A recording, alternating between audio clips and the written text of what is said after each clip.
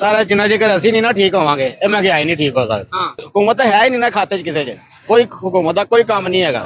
ਉਹ ਸਾਡੇ ਤੇ ਬੋਝ ਹੈਗੀ। ਸਾਡੇ ਵਾਸਤੇ ਨਹੀਂ ਆਏ, ਉਹ ਆਪਣੇ ਵਾਸਤੇ ਆਏ ਨੇ। ਉਹ ਆਪਣੇ ਵਾਸਤੇ ਆਏ ਨੇ, ਉਹਨਾਂ ਦਾ ਇੱਥੇ ਕਾਰੋਬਾਰ ਹੈ।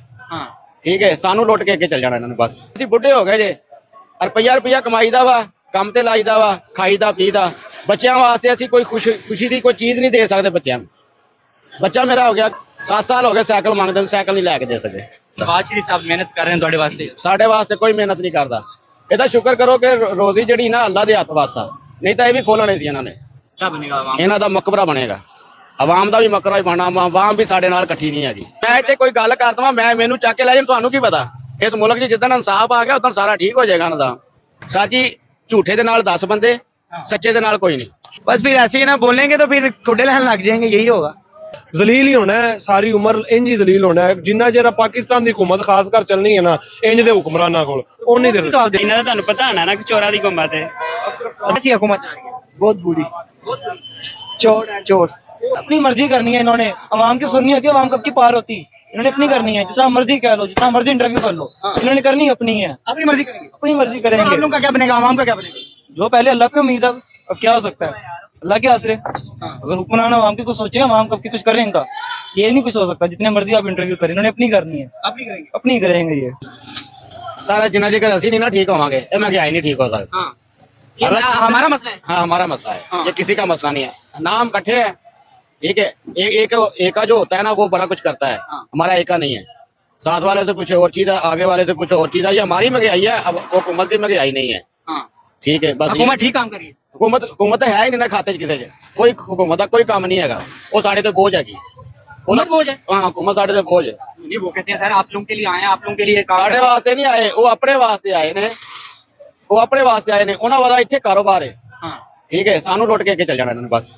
ये आपको लूटेंगे ਤੇ ਸਾਨੂੰ ਹੀ ਲੁੱਟਣ ਡਏ ਆ। ਅਸੀਂ ਬੁੱਢੇ ਹੋ ਗਏ ਜੇ, ਰੁਪਈਆ ਕਮਾਈਦਾ ਵਾ, ਕੰਮ ਤੇ ਲਾਈਦਾ ਵਾ, ਖਾਈਦਾ ਪੀਦਾ। ਬੱਚਿਆਂ ਵਾਸਤੇ ਅਸੀਂ ਕੋਈ ਖੁਸ਼ੀ ਦੀ ਕੋਈ ਚੀਜ਼ ਨਹੀਂ ਦੇ ਸਕਦੇ ਬੱਚਿਆਂ ਨੂੰ। ਬੱਚਾ ਮੇਰਾ ਹੋ ਗਿਆ 7 ਸਾਲ ਹੋ ਗਏ ਸਾਈਕਲ ਮੰਗਦੇ ਨੂੰ, ਸਾਈਕਲ ਨਹੀਂ ਲੈ ਕੇ ਦੇ ਸਕੇ। ਪੈਸੇ ਹੋਣਗੇ ਤਾਂ ਵਧਣਗੇ ਪੈਸੇ, ਤਾਂ ਫੇਰ ਹੀ ਕੁਝ ਲੈ ਕੇ ਦੇਵਾਂਗੇ ਨਾ। ਪੈਸੇ ਜਿਹੜਾ ਕੰਮ ਕਰੀਦਾ ਉਹ ਰੋਟੀ ਪੂਰੀ ਕਰ ਲਈ ਬੜੀ ਹੈ। ਅਸੀਂ ਕਹਿੰਦੇ ਕੱਲ ਬਿਹਤਰ ਹੋਏਗਾ, ਪਰਸੋਂ ਬਿਹਤਰ ਹੋਏਗਾ, ਬਿਹਤਰ ਨਹੀਂ ਹੁੰਦਾ। मेहनत कर रहे हैं ਤੁਹਾਡੇ ਵਾਸਤੇ। ਸਾਡੇ ਵਾਸਤੇ ਕੋਈ ਮਿਹਨਤ ਨਹੀਂ ਕਰਦਾ, ਸਾਡੇ ਵਾਸਤੇ ਕੋਈ ਨਹੀਂ। ਅਸੀਂ ਆਪਣੇ ਵਾਸਤੇ ਆਪ ਹੀ ਮਿਹਨਤ ਕਰਨੀ ਹੈ। ਇਹਦਾ ਸ਼ੁਕਰ ਕਰੋ ਕਿ ਰੋਜ਼ੀ ਜਿਹੜੀ ਨਾ ਅੱਲਾ ਦੇ ਹੱਥ ਵਾਸਾ, ਨਹੀਂ ਤਾਂ ਇਹ ਵੀ ਖੋਲਣੇ ਸੀ ਇਹਨਾਂ ਨੇ। ਇਹ ਵੀ ਇਹਨਾਂ ਨੇ ਖੋਲਣੀ ਸੀ। आप परेशान हो गए? नहीं, परेशानी नहीं, शुक्र है मालिक दा, अल्लाह दा शुक्र है। रोटी खा के सोईदा वा। इन्हां ते असीं आस नहीं रखी, असीं अल्लाह ते आस रखी है। रोटी खा के सोने आ, लेकिन जेड़े आंदे ने ना बार बार साडे वास्ते किसी काम दे नहीं गए। साडे वास्ते ओही आ जेड़ा साडा यानी कि दीन दा कोई नाम रोशन करे। सानू हर पासेओं जुत्तियां, मुसलमान नू हर पासेओं जुत्ती फिरदी वे, किसी नू कोई नहीं पता।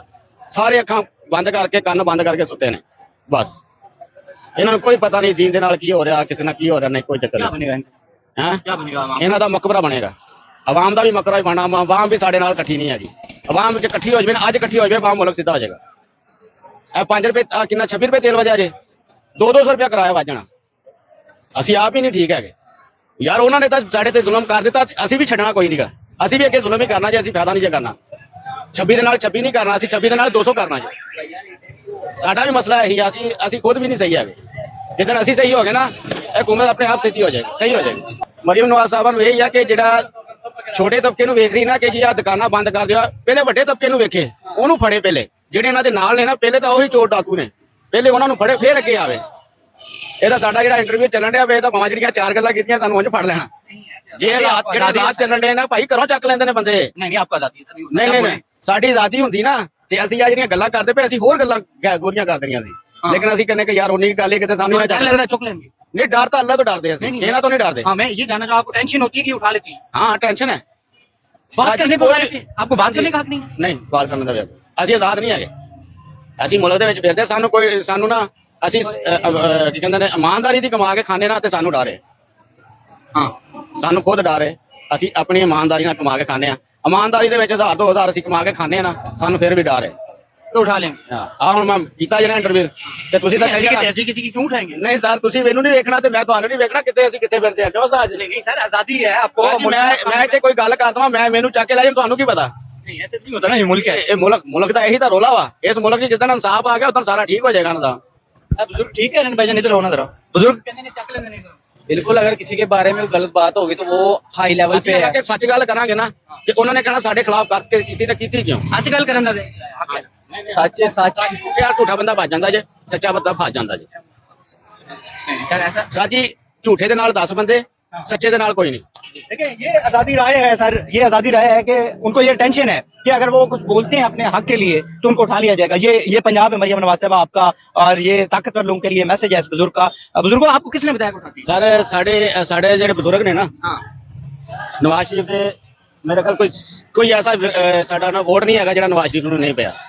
ਅਸੀਂ ਇਹਨਾਂ ਨੂੰ ਹਜੇ ਵੀ ਚੰਗੇ ਕਹਿੰਦੇ ਆ, ਅਸੀਂ ਮਾੜੇ ਨਹੀਂ ਕਹਿੰਦੇ, ਕਿਉਂਕਿ ਜਿੰਨੀ ਹੁਕੂਮਤ ਬਦਲੇਗੀ ਉਹਨਾਂ ਸਾਡਾ ਮੁਲਕ ਦਾ ਨੁਕਸਾਨ ਹੈ। ਇੱਕ ਬੰਦਾ ਖੜੋਤਾ ਹੈਗਾ ਨਾ, ਉਹਨੂੰ ਸਮਝ ਹੋਏਗੀ ਮੁਲਕ ਦੀ ਪੂਰੀ, ਦੀ ਸਮਝ ਲੱਗ ਜਾਂਦੀ ਕਿ ਯਾਰ ਮੈਨੂੰ ਇਸ ਤਰ੍ਹਾਂ ਚਲਾਉਣਾ ਵਾ। ਇੱਥੇ 3 ਸਾਲਾਂ ਬਾਅਦ ਬੰਦਾ ਬਦਲ ਦਿੰਦੇ ਨੇ। ਨਵਾਜ਼ ਸ਼ਰੀਫ ਦੀ ਜਿਹੜੀ ਹੁਕੂਮਤ ਸੀਗੀ ਉਦੋਂ ਵੀ ਇਹ ਮੁਲਕ ਸਹੀ ਚੱਲਦਾ ਸੀ, ਜਦੋਂ ਅਸੀਂ 110 ਰੁਪਏ ਲੀਟਰ ਪੈਟਰੋਲ ਪਾ ਰਹੇ ਸੀ। ਫਿਰ ਆਪਣਾ ਆਇਆ ਨਵਾਂ ਪਾਕਿਸਤਾਨ, ਠੀਕ ਹੈ, ਅਸੀਂ ਉਹਨੂੰ ਵੀ ਬੁਰਾ ਨਹੀਂ ਕਹਿੰਦੇ। ਉਹਨੇ 150 ਤੇ ਲੈ ਗਿਆ ਪੈਟਰੋਲ, ਮਹਿੰਗਾਈ ਡਬਲ ਹੋਈ, ਉਹਦੇ ਦੌਰ ਵੀ ਦੋਈ ਮਹਿੰਗਾਈ ਡਬਲ ਹੋਈ, ਉਹਨੇ 300 ਤੋਂ 50 ਰੁਪਏ ਨਹੀਂ ਕਰਤੀ, ਉਹਨੇ ਵੀ ਡਬਲ ਹੋ ਗਈ।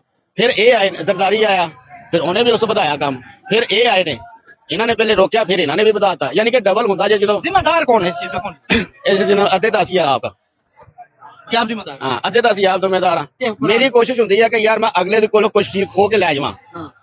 ਸਾਡੇ ਛੋਟਾ ਤਬਕਾ आप ਜਿਹੜਾ कहने चाहिए चोर डकैत नहीं, ਚੋਟ ਗੇਟ ਦੀ, ये चोरी डकैती है ना किसी को खोना। ਯਾਰ ਇਹਦਾ ਮਤਲਬ ਇਹ ਹੈ ਆ ਤੁਹਾਡਾ ਮਾਇਕ ਆ, ਮੈਂ ਤੁਹਾਡੇ ਕੋਲ 3 ਰੁਪਏ ਦਾ ਲੈਣਾ, ਮੈਂ ਕਹਿੰਦਾ ਕਿ ਅੱਗੇ ਨੂੰ ਮੈਂ 50 ਰੁਪਏ ਦਾ ਠੋਕਾਂ, 3 ਰੁਪਏ ਦਾ ਆ ਗਿਆ, ਮੈਂ 10 ਰੁਪਏ ਦਾ ਦੇ ਦੇਵਾਂ, ਯਾਰ ਠੀਕ ਹੈ, ਕੋਈ ਗੱਲ ਨਹੀਂ, ਇੰਨੀ ਬਚਤ ਹੈ, ਠੀਕ ਹੈ। ਐ ਮੈਂ ਸਿਲੰਡਰ ਲਿਆ ਜੇ, ਕਿੰਨੇ ਦਾ ਲਿਆ? 30-400 ਦਾ ਲਿਆ ਵਾ। ਇਹਨੂੰ ਮੈਂ ਲੈ ਕੇ ਦੁਕਾਨ ਤੇ ਜਾਣਾ ਵਾ, ਮੈਂ ਇਹਨੂੰ 31000 ਦਾ ਵੇਚਣਾ ਜੀ। ਕਿੰਨਾ? 600 ਰੁਪਇਆ ਮੈਂ ਪ੍ਰਾਫਿਟ ਲੈਣੀ ਜੇ ਇਹਦੇ ਵਿੱਚ। ਮੈਂ ਬੰਦ ਸਿਲੰਡਰ ਵੇਚਣਾ ਨਾ, ਮੈਂ 31000 ਦਾ ਵੇਚਣਾ ਜੇ, ਮੈਂ 600 ਰੁਪਇਆ ਪ੍ਰਾਫਿਟ ਲੈਣੀ। ਆਣ ਜਾਣ ਦਾ ਮੇਰਾ 1000 ਦਾ ਪੈਟਰੋਲ ਹੈ, ਟਾਈਮ ਵੱਖਰਾ, ਟਾਈਮ ਮੇਰਾ ਵੱਖਰਾ। ਮੇਰਾ ਜੇ ਨਾ ਕਿ ਮੈਂ ਉੱਥੋਂ ਸਿਲੰਡਰ ਲਏ ਨੇ 6, ਇਹ ਮੈਂ 3000, ਅਗਰ ਮੈਂ ਬੰਦ ਵੇਚਾਂ ਨਾ 500 ਪ੍ਰਾਫਿਟ ਰੱਖ ਕੇ ਤੇ ਮੈਨੂੰ 3000 ਬਚਦਾ, ਮੈਂ ਕਹਿੰਦਾ ਸ਼ੁਕਰ ਅਲਹਮਦੁਲਿਲਾ। और कुछ ਉਹਦੇ ਵਿੱਚੋਂ ਪ੍ਰਾਫਿਟ ਜਿਹੜਾ, ਹਾਂਜੀ, ਉਹਦੇ ਵਿੱਚੋਂ ਜਿਹੜਾ ਹੈ ਪੈਟਰੋਲ ਕੱਢ ਕੇ ਨਾ ਮੈਨੂੰ ਕੋਈ ਰੁਪਇਆ 1500-1700 ਬਚ ਜਾਣਾ, ਸ਼ੁਕਰ ਅਲਹਮਦੁਲਿਲਾ, ਮੈਂ ਇਹਦੇ ਵਿੱਚ ਖੁਸ਼ ਹਾਂ। ਲੇਕਿਨ ਜਿਹੜੇ 10 ਲੱਖ ਰੁਪਇਆ ਘੰਟੇ ਦਾ ਕਮਾਉਂਦੇ ਨੇ ਖੁਸ਼, ਉਹ ਵੀ ਕੋਈ ਨਹੀਂ ਹੈ, ਉਹ ਖੁਸ਼ ਨਹੀਂ ਗੇ। ਸਾਡੇ ਨਾਲ ਅਸੀਂ ਜ਼ਿਆਦਾ ਉਹਨਾਂ ਨਾਲ ਖੁਸ਼ ਹਾਂ, ਅਸੀਂ ਆਜ਼ਾਦ ਫਿਰ ਰਹੇ ਹਾਂ। परेशान नहीं, वो कहते हैं महंगाई बहुत ज्यादा है, क्या कहना चाहेंगे आप? ये तो ज़ाहिर सी बात है ना, गरीब आवाम के लिए तो मसला है। चलो साढ़े वाला 2500-3000 कमा ही लेंदा है, जिहदी दिहाड़ी 1000 रुपया, हम साढ़े को बंदे काम करने 1000 रुपया दिहाड़ी है, किस टाइम बैठ के सोचीदा है कि 1000 ਵਿੱਚ ਕੀ करेगा, 1000 ਚ ਕੀ करेगा। अब आप बताएं, बिजली नहीं है, दुकानें 8 बजे बंद, पेट्रोल महंगा, डीजल महंगा, जिम्मेदार कौन है? जिम्मेदार कुछ हम हैं, जो से हम कुछ कह नहीं सकते, और कुछ कह सकते हैं, जो सा कहता है वो खुडे लाइन लग जाता है। जो कहता है, जो बोलता है वो खुदे लाइन लग जाता है। कैसे? बस फिर ऐसे ही है ना, जो सा बोलता है वो खुडे लाइन आपको बोलने का हक भी नहीं है, आप ये कहते हैं? नहीं नहीं, हाँ बोलने का हक भी नहीं है। बहरहाल देखा जाए, उनको खुद सोचना चाहिए। एक आम बोलेंगे तो क्या होगा? एक आदमी तरह ना निकल के ना, आप कभी देखें बगैर प्रोटोकॉल के, आम आदमी फेस बदल के बाहर आके किसी बाजार में किसी चीज में आगे मिलके देखे, आपको खुद पता लग जाएगा कौन सा इंसान कितना परेशान। एक आम, जैसे आप आम आदमी, आपको हर चीज का पता है, उनको तो नहीं ना पता इस चीज का। ये तो आम आवाम है। यही सारी बात है, वो भी एक आम आदमी तरह सोचे। आपने कहा कि बोलने की भी आजादी नहीं है, अगर आप बोलेंगे अपने हक के लिए तो क्या होगा?